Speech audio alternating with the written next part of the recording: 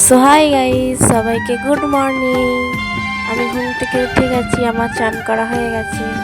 এবারে আমি পুজো দিতে যাব।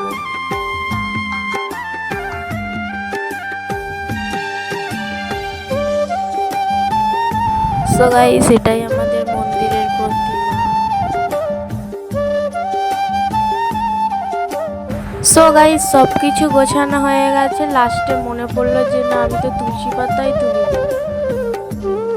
তো চলো এবার তুলসী পাতাগুলো তুলে নিই। সো গাইস, বাইরের ব্যাকগ্রাউন্ডগুলো ইগনোর করো, কারণ কদিন ধরে ঝড় বৃষ্টি হচ্ছে।